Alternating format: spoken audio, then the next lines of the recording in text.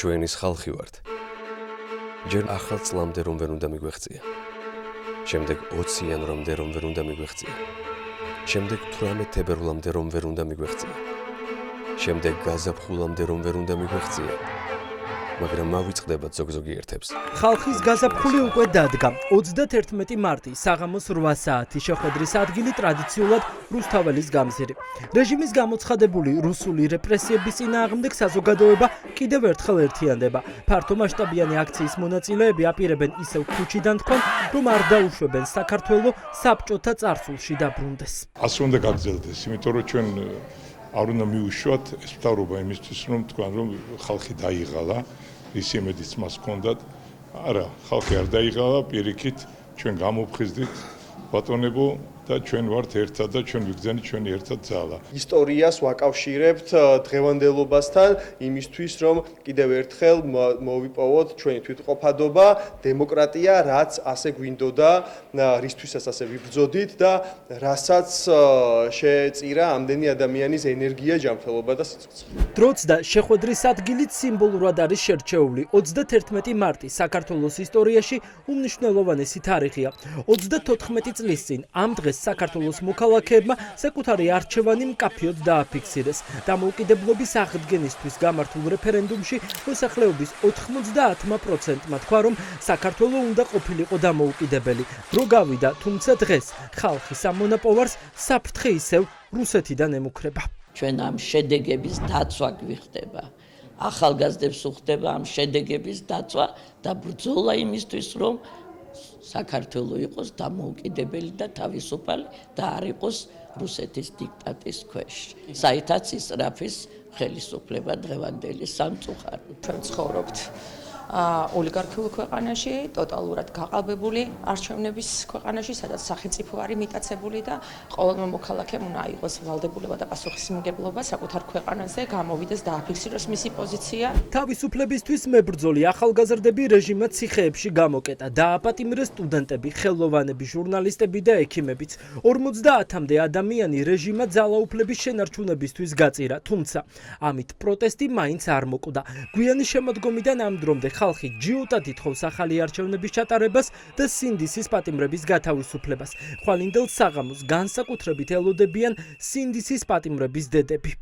31 მარტი აუცილებლად იქნება გარდამტეხი და აუცილებლად გადატეხავს ამ სასტიკ რეჟიმს. არავის არ შერჩება, არც ერთ ქვეყანაში არ მომხდარა და არც ერთ ისტორიაში არ მომხდარა, რომ ახალგაზრდებზე გაემარჯოს რომელიმე ესე სასტიკ რეჟიმს. ესენი არიან პოლიტიკოსები, ესენი არიან დიპლომატები და უნდა მიიღონ სხვანაირი გადაწყვეტილება. ოღონდ რა გადაწყვეტილება ეს მათ უნდა გააშფერონ. ის ნიშნულოვანი. მე არ ვთვლი როგორც მშობელი, რომ არჩევნებს უნდა დაველოდოთ ჩვენ და პოლიტპატიმრები მერე განთავისუფლდებიან. მათ გონიათ რომ დავიღლებთ, არ დავიღლებით, ასე რომ კეთილინებით და მიხედეთ ხალხს და წავიდნენ მოლაპარაკებაზე. დანიშნონ არჩევნები და გაანთავისუფლონ პოლიტპატიმრები. არ შეიძლება ასე გაგრძელდეს. რამდენ ხანს უნდა დაყრუდეთ და დაბრმავდეთ. თავარ ბრძოლებს საქართველოს მოქალაქეები ყოველთვის რუსთაველის გამზირზე იგებენ. ხვალ საღამოს 8 საათზე რუსთაველზე გასვლას გეგმავენ რეპრესიებ გამოვლილი ახალგაზრდებიც. ადამიანები, რომელთა შეჩერებაც ფინანსური ტერორით სცადეს, თუმცა ამით მაინც ვერაფერი შეძლეს. ამბობენ, რომ ახლა სახალხო ბრძოლის ველიდან გასვლა სამშობლოს ღალატის ტოლფასი იქნება. მნიშვნელოვანია რომ მოვისმინოთ კონკრეტული ის თუ აი გზამკვლევი რა იქნება მაგალითად რა იმიტომ რომ ბევრი ლაპარაკი მოვისმინოთ უკვე დიდი ხნის მანძილზე ახლა გვინდა საქმე ვიყოთ ძალიან ბევრი კიდევ ერთხელ დავანახოთ მთელ მსოფლიოს და მთელ საქართველოს რომ ჩვენი მუხტი კი არ ჩამქრალა, არამედ კიდევ უფრო ძლიერდება და კიდევ უფრო გაძლიერდება. ყველა ვინც ფიქრობს, რომ ჩვენი ქვეყნის ევროპული მომავალი, ჩვენი ქვეყნის დამოუკიდებლობისთვის ბრძოლა გრძელდება და ეს ნამდვილად ასეა, უნდა იყოს ხვალ 8 საათზე რუსთაველის გამზირზე იმისთვის, რომ გავაგრძელოთ ამ დამოუკიდებლობისთვის ბრძოლა. რუსთაველზე გასულ მოქალაქეებს ხვალ სიტყვით სალომე ზურაბიშვილი მიმართავს. მეხუთე პრეზიდენტი ბალტიის ქვეყნებიდან რამდენიმე დღის წინ დაბრუნდა. ახლა ყველას აინტერესებს, რა ეტყვის ზურაბიშვილის საქართველოს საქართველოს მოქალაქეებს, რადგან მან ყველაზე კარგად იცის დასავლეთში არსებული პოლიტიკური განწყობები და ხედავს კრიზისიდან გამოსვლის გზებსაც. დიდ შეკრებამდე ერთი დღით ადრე სალომე ზურაბიშვილი ყველა პროდასავლური ოპოზიციის ლიდერს შეხვდა.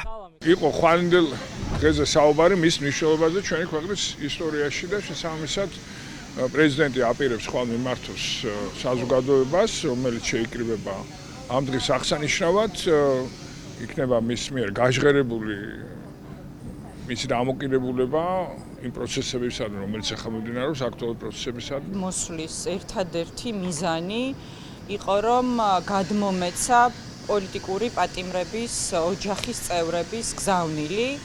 მათ აქვთ კონკრეტული მოლოდინები ადგილობრივ თვითმმართველობასთან დაკავშირებით, ოპოზიციის ერთიანობასთან დაკავშირებით, პროტესტის სამომავლო განვითარებასთან დაკავშირებით. გარკვეული ხედვა მომავლის ჩვენ პოლიტიკურ აქტორებს გვაქვს ვალდებულება, რომ ეს ხედვა ვაჩვენოთ. რა თქმა უნდა, ჯადოსნური ჯოხი არ არსებობს, რომ ხვალ ყველაფერს ვიტყვით, რაც აბსოლუტურად რეჟიმს თქვათ დაასრულებს. ამაზე ესეთ მოლოდინები ჩვენ ხელოვნურად არ უნდა შევქმნათ. ხვალ საქართველოს პირველი პრეზიდენტის დაბადების დღეცაა. ამიტომ ფართომასშტაბიან აქციას ხალხის სიმბოლურად ზვიად გამსახურდია სახელობის მარშით პირველი რესპუბლიკის მოედნიდან შეუერთდება. ხალხის გაზაფხული უკვე დადგა. ივანიშვილის რეჟიმისთვის წინ რთული დღეებია. არჩევანი მარტივია. ხალხი ითხოვს, რომ ქართულმა ოცნებამ ძალაუფლება მშვიდობიანად დათმოს და ქვეყანა პროდასავლურ ძალებს დემოკრატიულად გადააბარონ. წინააღმდეგ შემთხვევაში ხმაური იქნება დაუსრულებლად. ამარჩევა ხალხშია.